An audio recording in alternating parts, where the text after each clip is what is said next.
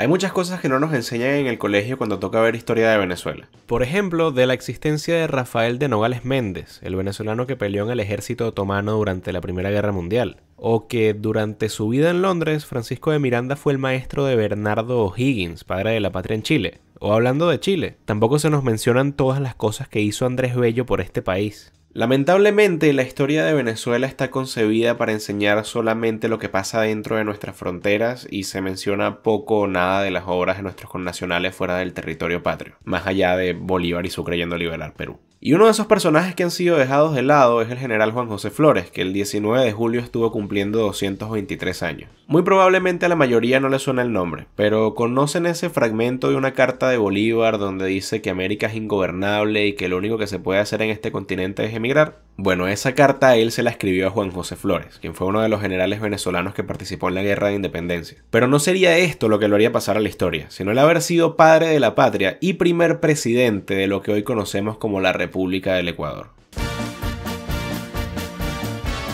Juan José Flores nace en Puerto Cabello, Venezuela, el 19 de julio del año 1800, teniendo por padre a un comerciante español llamado Juan José Aramburu y a una mujer oriunda de la misma ciudad llamada Rita Flores. O sea que Flores y su mamá son paisanos de este señor. Como los vigilantes de Globovisión no me dejan entrar por mi nueva flota traída de Alemania, nosotros nos tenemos que retirar.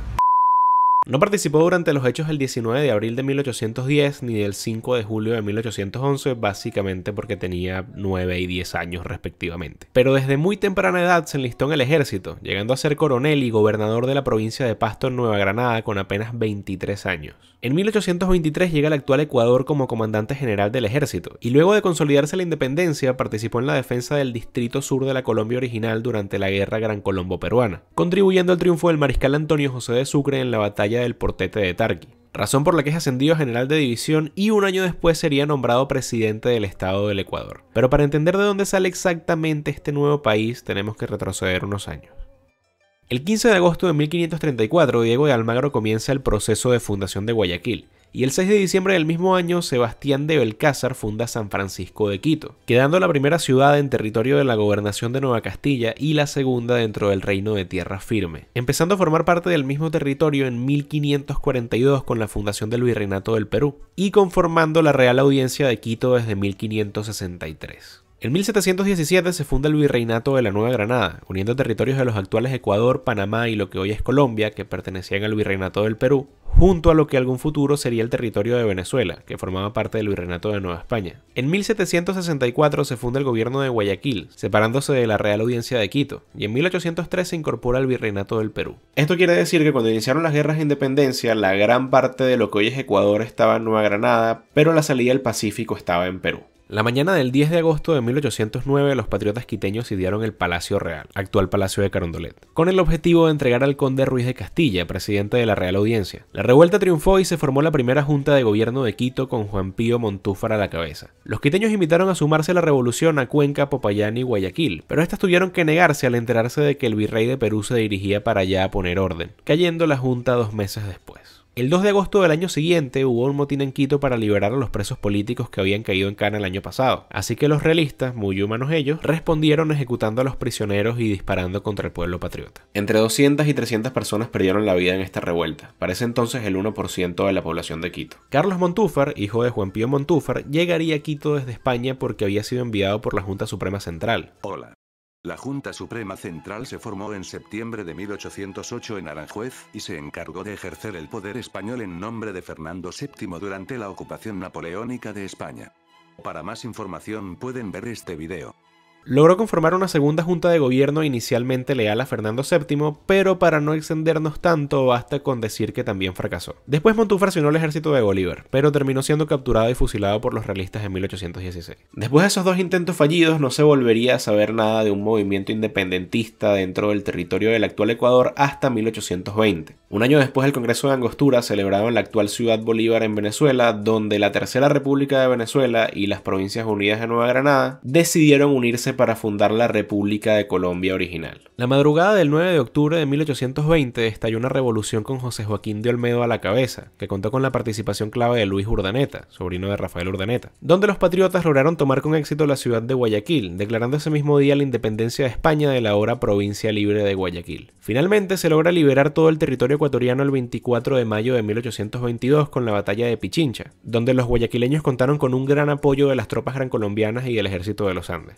2 meses después de esto tuvo lugar la entrevista de Guayaquil, que es cuando se da este hecho de Bolívar recibiendo a San Martín con la frase "Bienvenido a tierras colombianas". Aquí estos dos hombres discutirían a solas y sin testigos sobre el futuro de la provincia de Guayaquil y del recientemente independiente Perú, que todavía contaba con presencia realista en algunas zonas. Finalmente, el 31 de julio de 1822, las provincias de Quito y Guayaquil pasarían a formar parte de la Gran Colombia, conformando junto con el departamento de Azuay lo que sería el Distrito Sur, del cual Juan José Flores sería nombrado jefe superior de 1828 a 1830, y aquí es donde hay problemas otra vez. Hablar a detalle de la separación de la República de Colombia original es algo que ameritaría varios videos, pero se puede resumir en 2 grandes aspectos: una discrepancia entre federales y centralistas y una lucha de egos. Después de la independencia hubo cierto temor en las nuevas repúblicas con respecto a que España y Francia formasen una alianza para recuperar sus colonias, como efectivamente España intentaría unos años más tarde e igual Francia ocuparía México, pero de eso hablaremos en otro video. Por lo que Francisco de Paula Santander, vicepresidente de la República de Colombia, que quedó a cargo cuando Bolívar se fue a liberar al sur, decreta el 31 de agosto de 1824 un alistamiento general de todos los ciudadanos entre 16 y 50 años, exigiéndole al Departamento de Venezuela un contingente de 50.000 hombres para ser enviados a Bogotá. Pero Páez, que era el comandante general del departamento, se tardó un año en cumplir por no estar de acuerdo con esta medida, con la que tampoco estuvo muy de acuerdo la población civil, que empezó a protestar, ocasionando que José Antonio se declarase en desobediencia. Al enterarse de esto, Bolívar saldría de Lima el 4 de septiembre de 1826 para llegar a Puerto Cabello el 31 de diciembre, reencontrándose con Páez unos días después, otorgándole una amnistía después de que parara el berrinche y lo ratificó como jefe del departamento. Por eso se le llamó Cociata, porque finalmente no tuvo mucha importancia, aunque el resentimiento entre venezolanos y neogranadinos seguiría incrementándose por falta de reformas constitucionales para descentralizar el país. Así que el 9 de abril de 1828 se reunirían en Ocaña los representantes de las parroquias para elegir al Congreso Constituyente, que reformaría la Constitución de Cúcuta, y así darle a Colombia la descentralización que se merece. El Congreso no llegó a nada, se quedó todo igual. Bolívar, en su afán por mantener a Colombia unida, asumió el poder legislativo, suprimió la vicepresidencia, dictó decretos económicos de emergencia y disolvió las organizaciones masónicas. Esto hizo molestar a mucha gente, así que un grupo de neogranadinos acompañados por Pedro Carujo, quien posteriormente le daría un golpe de estado a José María Vargas cuando Venezuela ya era un país independiente, iniciaron una conspiración para desvivir a Bolívar, que no funcionó porque Manolita le avisó. Fue imposible conciliar las posturas centralistas y federales, Colombia estaba pasando por una inestabilidad terrible y Páez decide separar a Venezuela de la Unión el 6 de mayo de 1830. Esta noticia llegó a Quito, donde también se enteraron de que Bolívar había renunciado al cargo y ya no era presidente. Y es más o menos por estas fechas donde se da lo que cuento en este video de 3 presidentes venezolanos gobernando al mismo tiempo. Justo cuando el 13 de mayo de 1830 el Distrito Sur declara la independencia de Colombia, conformándose el Estado del Ecuador con Juan José Flores a la cabeza, y un año más tarde dejando de existir Colombia para ser reemplazada por el Estado de Venezuela, el Estado de Ecuador y la República de Nueva Granada. La primera presidencia de Flores sería bastante convulsa, porque tras la muerte de Bolívar, Cauca y Pasto pidieron anexarse a Ecuador, ya que también habían formado parte de la Real Audiencia de Quito. Pero las tropas neogranadinas lo impidieron, cosa que fue mal vista por la población ecuatoriana, por lo que antiguos miembros anticlericales de las primeras revoluciones fracasadas formaron la Sociedad del Quiteño Libre para hacerle oposición a Flores desde 1833, cuando además Vicente Rocafuerte se opone a las facultades extraordinarias concedidas al presidente. Es durante este gobierno donde las Islas Galápagos son anexadas a Ecuador, razón por la que una de las islas fue bautizada como Isla Floreana.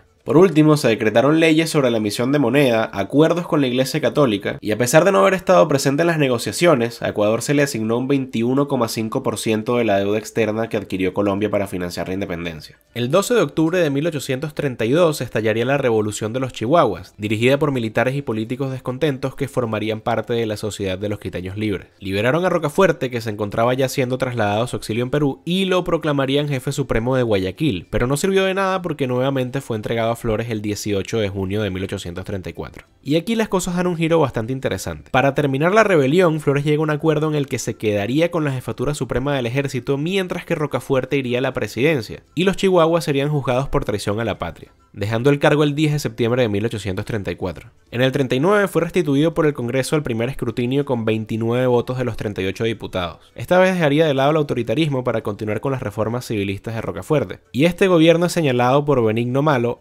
altísimo nombre, como la más bella página cívica de Flores como hombre de gobierno. Se respetó la libertad de las personas y de la prensa, no se desterró a nadie, se dio impulso a la política exterior y se continuó la obra educativa. Pero no todo sería bueno. Durante este gobierno, Flores hizo algo típico del gobernante latinoamericano promedio: descuidar la obra pública para robarse los reales. Y es que por más que no se haya encontrado evidencia de que él directamente haya sustraído recursos del erario, sí se sabe que permitió el enriquecimiento ilícito de muchos altos funcionarios de su gobierno. Incluso el periodista Fray Vicente Solano afirmó que de 700.000 pesos de la renta nacional, se gastaban 400.000 en mantener leal al ejército. Faltaban pocos meses para acabar su presidencia en 1843, así que este señor decidió convocar una convención el 15 de enero de ese mismo año para reformar la Constitución, ampliando el periodo presidencial a 8 años con posibilidad de reelección. Fue tan odiada esta propuesta que se la llegó a llamar Carta de la Esclavitud. Así que enfrentó una gran oposición conformada por el clero, por la gente que lo culpaba de la muerte de Sucre, que no lo dije, pero Juan José Flores fue uno de los principales sospechosos, la gente que estaba molesta por su fracaso en Nueva Granada, otros descontentos por la fallida negociación limítrofe con Perú, y por último, el hecho de que al separar al país de la República de Colombia, ahora Juan José Flores era prácticamente un extranjero, al igual que 12 de sus 15 generales. La jugada secesionista le salió bastante mal. Hubo protestas de estudiantes nacionalistas ecuatorianos donde se aclamaba el derrocamiento del pérfido tirano de Venezuela. A esto sucedió un pronunciamiento cívico-militar en Guayaquil el 6 de marzo de 1845, iniciando lo que en Ecuador se conoce como la Revolución Marxista. Marxista con C, no marxista con X, porque no tiene nada que ver con Marx, a quien todavía le faltaban 3 años para escribir el Manifiesto Comunista. Se llama marxista porque pasó en marzo. Flores resistió atrincherado con sus tropas en su hacienda, donde terminó de capitular el 17 de junio de 1845. Obtuvo apoyo y financiamiento por parte de la reina de España para convertir a Ecuador en una monarquía y colocar a su hijo en el poder, pero salió mal y tuvo que volver al exilio. Fue declarado ciudadano esclarecido de Costa Rica, donde entabló una amistad con José María Castro, quien casualmente también fue uno de los responsables de la desintegración de la República Federal de Centroamérica, de la que estaré hablando este mes. Regresó a Venezuela, donde intentó mediar en los conflictos entre conservadores y liberales sin ningún éxito. Luego volvería a Ecuador para participar en la Guerra Civil de 1859 a 1860 en el bando del presidente Gabriel García Moreno, con el objetivo de evitar la secesión de Guayaquil y su posterior anexión a Perú. Y finalmente comandó al ejército ecuatoriano en la guerra contra la Confederación Granadina. En el 64 partió a combatir en Guayaquil, donde recibió un tiro a bordo del vapor Smirk, muriendo cerca de la isla Puna. Su cuerpo fue introducido en un barril de alcohol para conservarlo y trasladarlo hasta Guayaquil, donde lo esperaron sus familiares con un ataúd para darle sepultura en Quito. Se dice que el barril fue abandonado en el puerto y unos marineros se lo vendieron a un tabernero de la zona, así que es bastante probable que algunas personas hayan terminado tomando infusión de Juan José Flores. Gabriel García Moreno ordenó que en todas las provincias del país se celebraran exequias de primera clase en honor al general, y se declaró un luto de 3 días manteniendo la bandera de todos los edificios públicos a media asta. Se le hizo un funeral el 12 de octubre en la Catedral de Quito, donde actualmente descansan sus restos en un mausoleo de mármol con la inscripción: al padre de la patria, el pueblo agradecido. Yo no soy muy fan de la gente que separó a la República de Colombia original, y menos de los corruptos por más buenas obras que hagan, como estaré desarrollando en el video de Guzmán Blanco que también saldrá este mes. Pero sí me parece importante darle a Flores el reconocimiento que merece. O sea, no cualquiera es el padre de la patria de un país, y menos siendo a efectos prácticos un extranjero. Pero cuéntenme ustedes qué opinan en los comentarios. ¿Sería bueno que se hable más de Juan José Flores o es mejor dejarlo como está? Si te gustó el video, dale like, compártelo con tus amigos para que esta comunidad siga creciendo, suscríbete si aún no lo has hecho y sígueme en Instagram, Twitter y TikTok si quieres ver más contenido como este.